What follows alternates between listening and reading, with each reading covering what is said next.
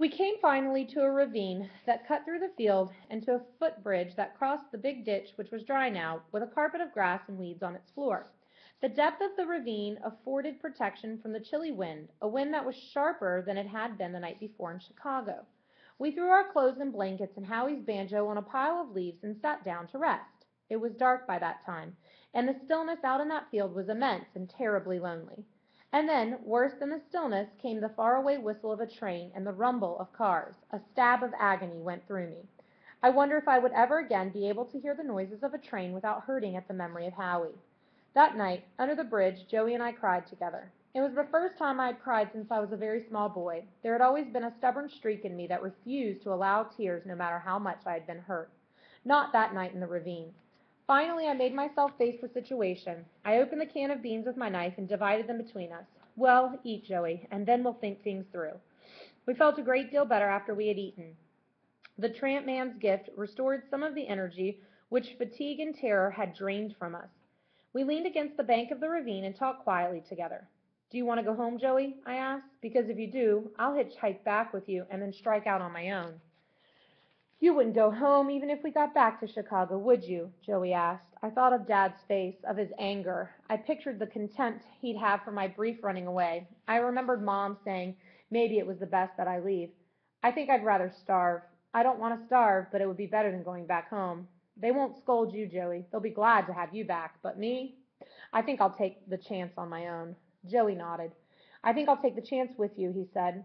I didn't tell him that I was glad, but I was, deeply, gratefully glad, I said.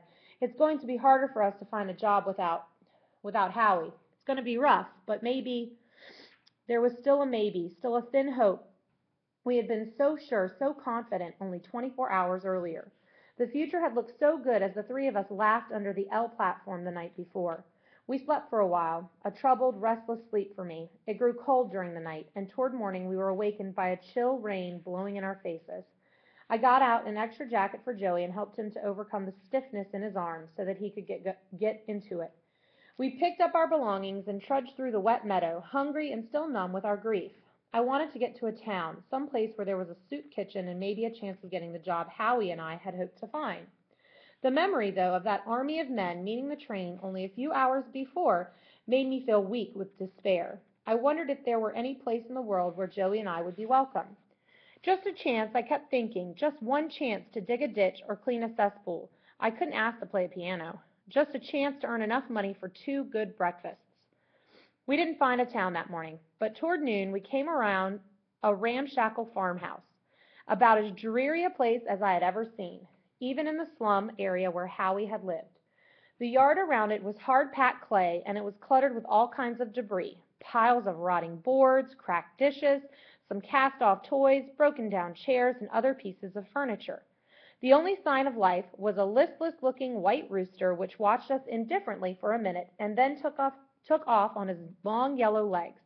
I had an idea that people as needy as we were had left this place, maybe with big plans, maybe telling themselves they knew they could make it. We went inside and made a quick inspection.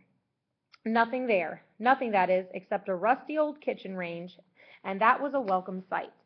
We gathered wood and old papers from the yard, and in a few minutes we had a fire going that warmed our bodies and cheered our hearts. Joey almost embraced that stove for a while as his clothing dried. Gradually, the blueness left his lips, and he smiled at me. Smells great, doesn't it, Josh? He asked, pointing to the smoke that swirled around the lids of the stove. It did. It smelled friendly and warm. It comforted the aching for Howie. I went outside after a time, thinking maybe there might be a kitchen garden somewhere, that there might possibly be an overlooked hill of potatoes or a turnip or two.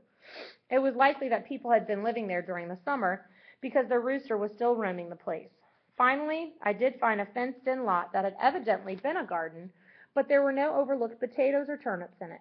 Nothing but weeds and crabgrass. Whoever lived there had made a clean sweep of everything edible. Everything, it suddenly occurred to me, except the white rooster.